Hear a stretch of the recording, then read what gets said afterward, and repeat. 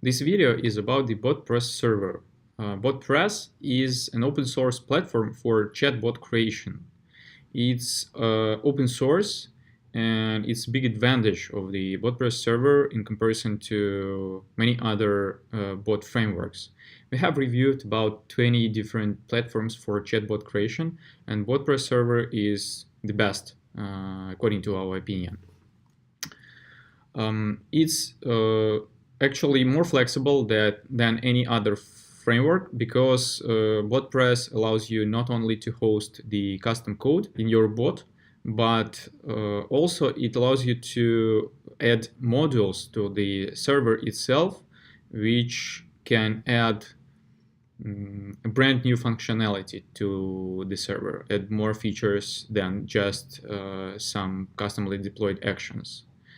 Also, you can not only use the application built by the Botpress developers, but build it by yourself because it's an open source. So I'll show you how it looks like. I go to the Botpress.io. It's the site of the Botpress. I can download the binary here. I can choose a platform. I have Mac OS, that's why I press it. And then I can download the binary. I have it already downloaded. So I'll use this one. Before I'll show you the Botpress server itself, I want to tell a bit about the competitors, other platforms that can be used instead of Botpress. So one of the top platform for now is Dialogflow from Google. We have reviewed it in deep details, and Botpress has several big advantages in comparison to Dialogflow. First of all, it's the fact that Botpress is open source, and also it has much more features for visual design of the conversation. The same can be said about the comparison of Botpress and Pandora bots. Pandora bots is also a famous bot creation frameworks. So Botpress is better in terms of conversation visualization and design. Also, there is a good platform ManyChat that provides powerful visual design features, but it's closed source and it's Facebook only. On the other hand, Botpress can be integrated with Telegram and Facebook Messenger already right now. There are modules for that, and you can add more integration if you want.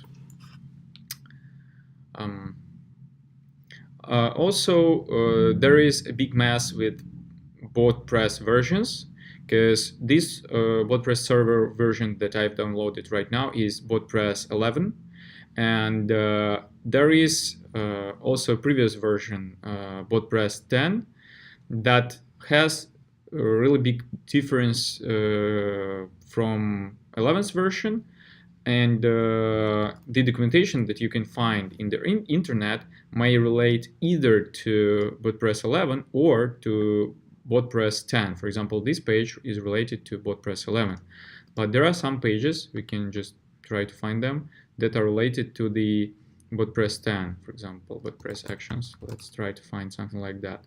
So this top search goes to Botpress 10. So for now, two versions of the documentation are available, and they are not compatible with each other. So please be careful when you search for some information in the internet. Use documentation for 11th version if you use the latest binary downloaded from the website. Okay, so I've downloaded the Botpress server, unpacked it, and now I can try to run it. So I'll do the following. And in order to run the Botpress, I need just to type this short command, /bp. Now Botpress extracts its modules from archives, and now it's running the server. Okay, so the server is running. a fun fact that Botpress identified that there is another version of the server running on the default port, and that's why it has started it on some other port. Okay, and now I can open the page, and I see that the server is running. Frankly speaking, it's the fastest bot run that I have seen ever in comparison to any other platform. So I'll write some random email here, some password, and create an admin account. Okay, that's the admin workspace of the Botpress. I can create a bot here. I can create a template, but I'll choose empty one. Now I click on the bot entry and see this admin front end of the bot itself. This tab, flow, is probably the main one. It contains the visual flow of the bot. So I'll create a small bot here just to show you the features of the Botpress. So in order to add some behavior, I need to press this button and press somewhere on the page to add another node here. Also, there is a default node that I can edit. So if I double click the node, I see such an interface. I can press plus and add some behavior here. So I can either add bot saying something or make bot execute some code. So let's make our bot say something.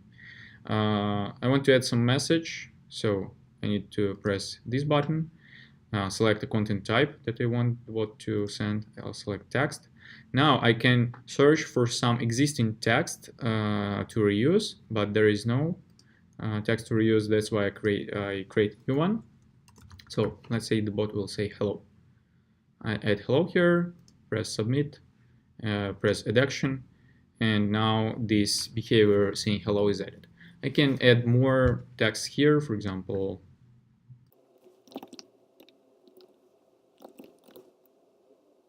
Oh, sorry, there is some non-convenient thing in the interface of creation of the text. I usually start typing the text here, but this is only the search for some existing texts. So in order to create a new one, I need to press this create new text. Okay. Okay, so I've added one more action. I also can add some image, for example. I'll download some image from the internet. And I can add image display here. Say something, press here, press image, create a new image, and choose an image from the disk. So these several steps of content creation is actually a useful feature of the Botpress. I'll show it a bit later. They have a content management system here in the bot. Okay, so here is an image. You can close it and see these three actions within the entry are added. Also, I can add a transition to some other node. For example, I can select the second node and say that the flow always makes transition to this one, to this node. Okay, and I see this connection being displayed here. You can name node customly, for example, like this, and I can ask a question. For example, say, how are you, to the user. Okay, then I can read user input into some variable. So it happens here in on receive tab. Okay, I press plus, select execute code, and choose an action of set variable. So in order to set variable, I need to fill these three fields. Select the type, basically the object to be filled. So I want to fill some variable within user, select the name of the variable to be set. Let's say how is he, and set the value to be set here. So you should know some built-in variables that exist within the Botpress. I know them. So for example, I can use event payload text here. It means that the text of the last user message will be set in this how is he variable. Okay, I add this section, and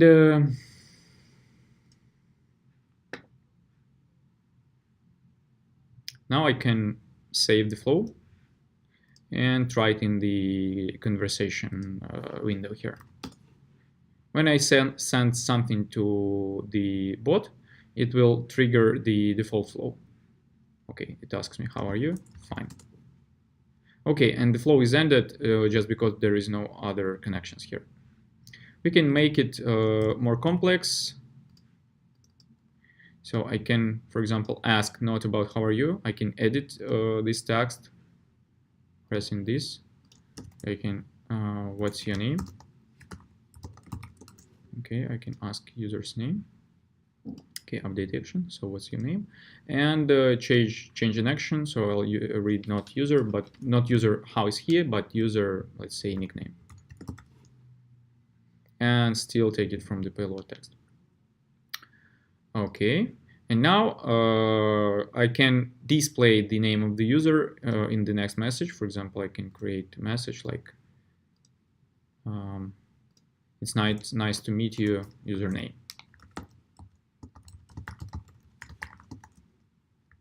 User nickname. Okay, so the action is added. Let's see how it works. So I need to save the flow in order to see the update in the chat window.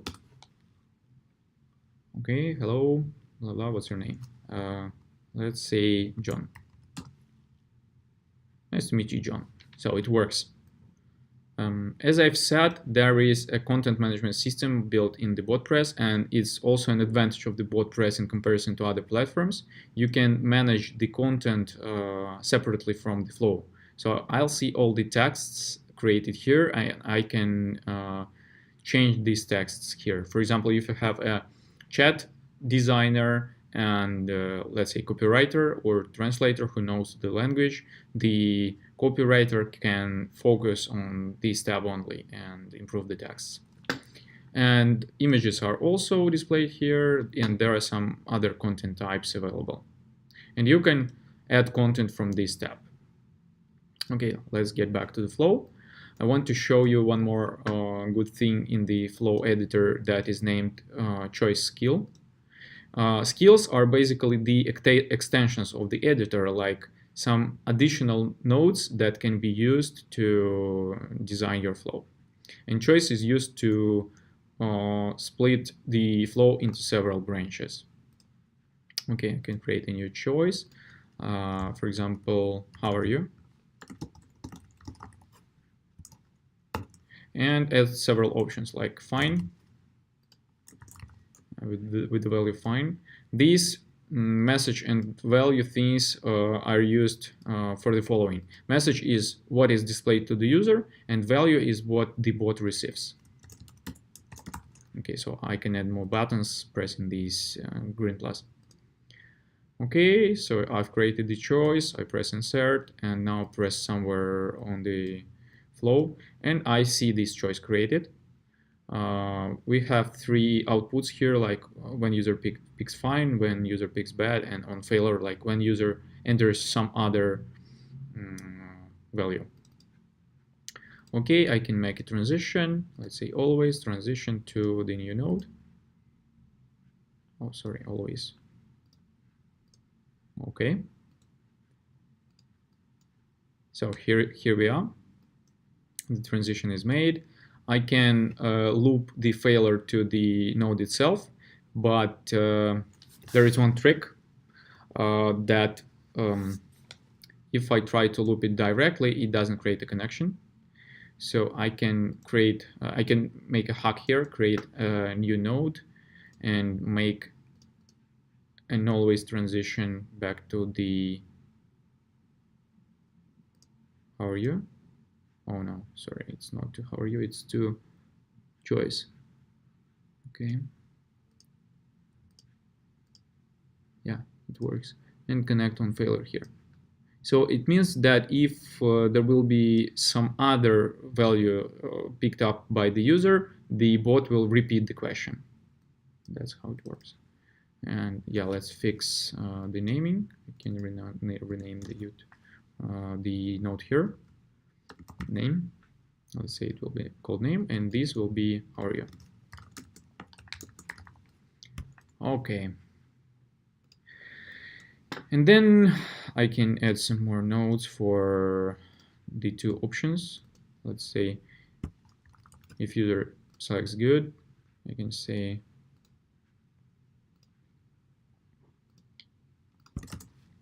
super, also good. And let's say the flow will end here. And bad. And some other message.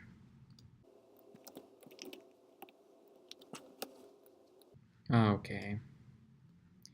It's done. Let's try. Oh, I need to save it.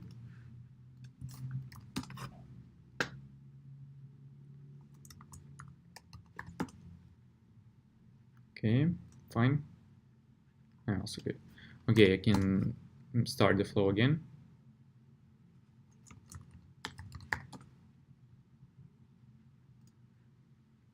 Okay, you see it works. Also, you can create new flows here. So there is a default main flow in there, and you can create, for example, good flow. And continue the good branch in this separate flow. Let's say I'll, for example, say something positive to the user. Okay, I've added the message. Now I need to edit it. Many people are happy nowadays. Okay, just to show you the idea. Okay, so I've created the node here. I basically could use this one, but I've created a separate one. That's actually okay. I can just make a transition. That is good too. Okay. Super. Now I save this flow, get back to the main one, and I can make a transition from this node to another flow. It happens, it works like this. Okay, select always and transition to subflow. Select good flow. Wait, okay, and this will trigger the good flow. Let's try it. Oh.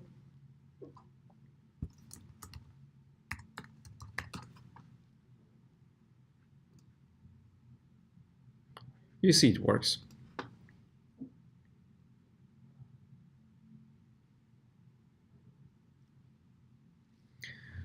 Also, Botpress Server provides an easy ability to add some custom behavior to your bot.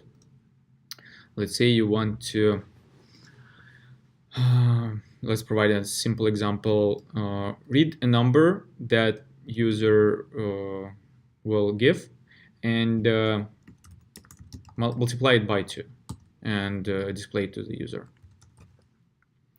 Okay, so I can implement it as following. I can add a text asking a user to write the number. Okay. And then I can read the number into some variable. I can read it into some variable and then pass it to some custom code. So that's what I'll do. Okay, I'll use set variable. Now I'll use temp type, just some temporary storage for the variables that will be destroyed when the flow ends. And it's okay for me. Okay, there will be a variable source number, and I'll use event payload text again to set this variable. And now I want to multiply it by 2, and there is no pre-existing action for this. And I want to add a custom one, and it's pretty easy to do. That's what I'll do. I'll go to the Botpress Server folder, go into data, bots, into my bot, and into the actions folder. Then I'll create a JS file here.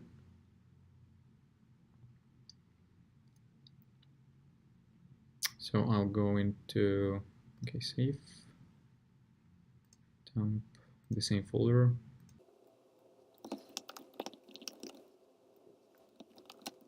And I'll just write my code here.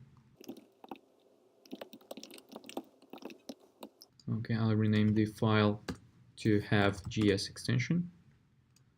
Okay, and let's see if Botpress finds it. So it should be displayed here. Oh, sorry, execute code. Yeah, I see multiply by 2 action. It's pretty simple. And then I can set several variables that my code will use. But the code is really simple. It uses the already set variable, temp source number. That's why I'll want to pass anything here. There is one more thing here. I set this destination number value, but I will not be able to read it if I implement it like that. So in order to be able to read it, I need to add temp dot prefix here to write the value into some variable within temp object. Okay, so I'll multiply the number by 2, and now I'll display the result into a user message. Okay, so the resulting number is, so I use these double brackets to inject variable into the message. Okay, and let's see how it works finally. It won't work because I haven't connected the flow. Okay, I'll make I'll make this connection, save the flow, and now restart the conversation.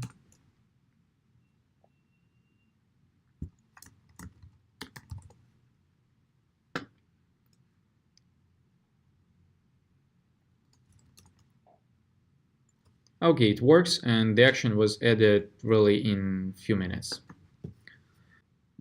Now I want to show you the understanding module of the Botpress. So we have intents and entities here. I'll show you how intents work.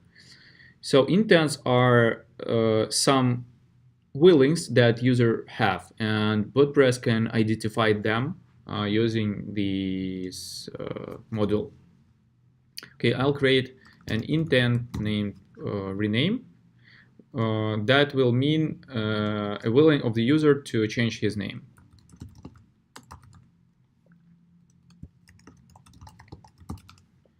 Okay, so I've created these phrases that will help Botpress to train its machine learning model to identify the phrases. Basically, you can add more phrases here to make the understanding more accurate.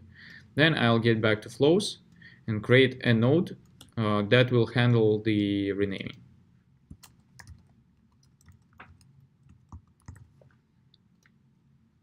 Okay, so it will ask for the new name.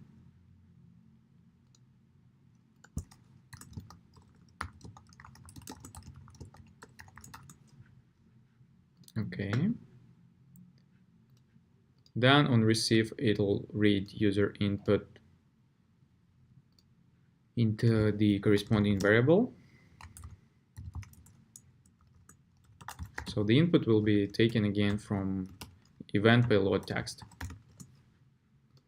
Okay, here is the action is added, and now the bot will tell the new name to the user.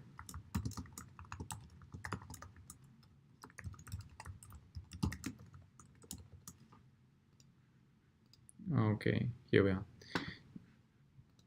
So the node is created. I'll save it. Now we need to connect the intent with this node. It's implemented using the flow properties. Flow properties are like flow-wide things that exist within the flow. You can open flow-wide transitions by clicking this link. So here are transitions, and you can add a transition when the intent is renamed to our renaming node. That's how it created.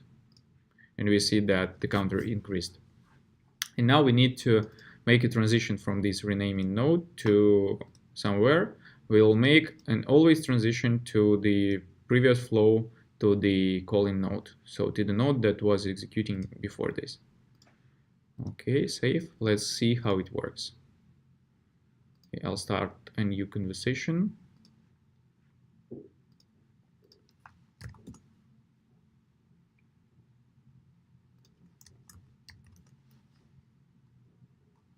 Now I can write rename me.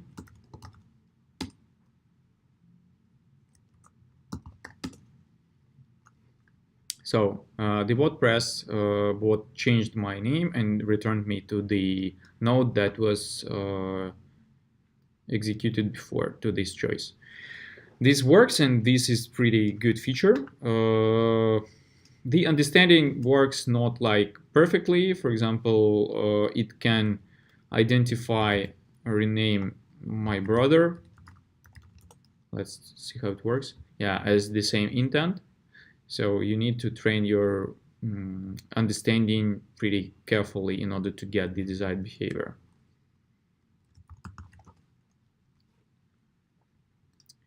Anyway, it's a cool feature and you can use it.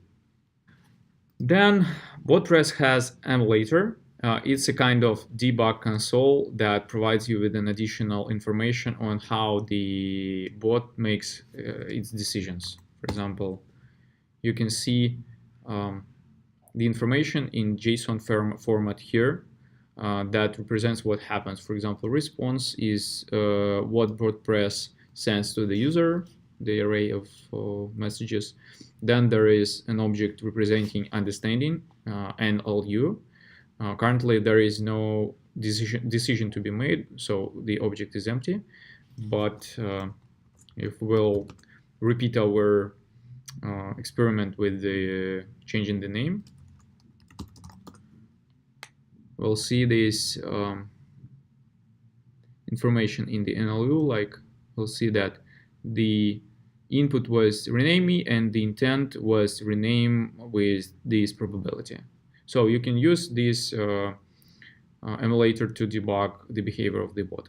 There is also the state object with several sub-objects here. For example, it contains user with the nickname, context, session, and temp. And there is some information about the decisions.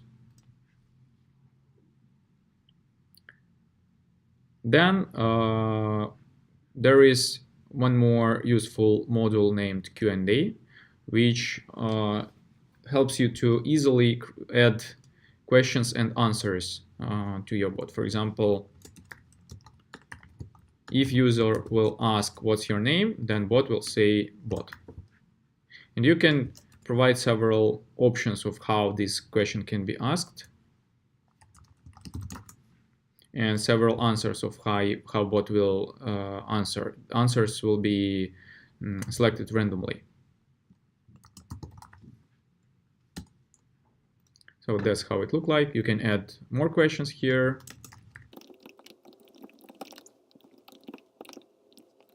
Okay, so the questions are saved. Let's see how it works. Let's start a new conversation.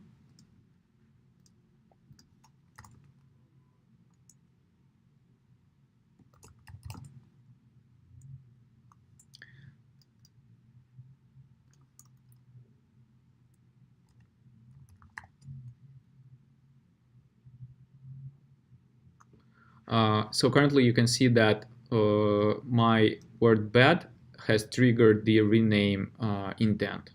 This is the inequality in the Botpress behavior. So now I can use the Q&A module, for example, asking, what's your name? I'm bot, so it works. The Q&A works only if there is no currently active flow. For example, if I'll restart the conversation, start it, and write, for example, what's your name? Bot will take my response as the response to his question.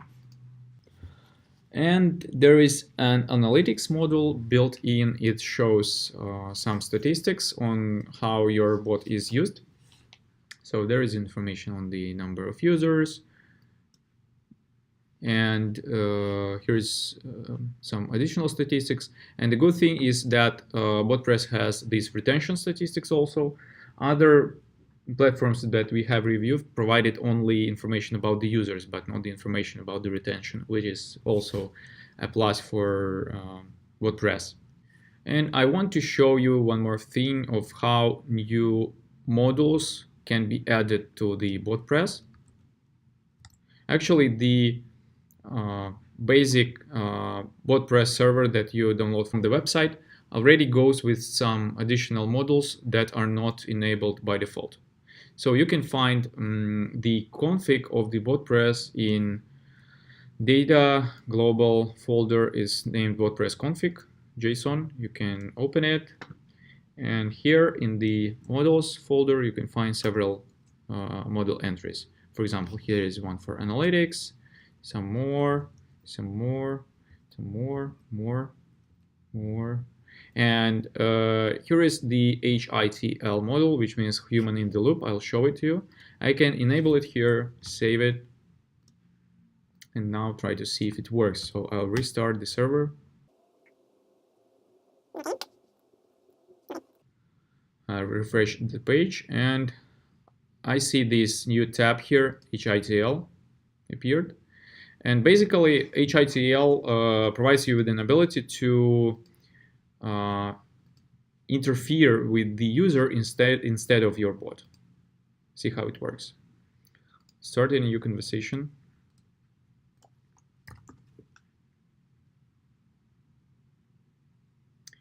And in a few seconds, I'll see this conversation in the HITL model. Here is it. And I can disable the bot behavior and start talking to the user from the as if I was a bot. So I see, as a user, I see this message coming from the bot. Okay, I see user response, and I can continue the conversation.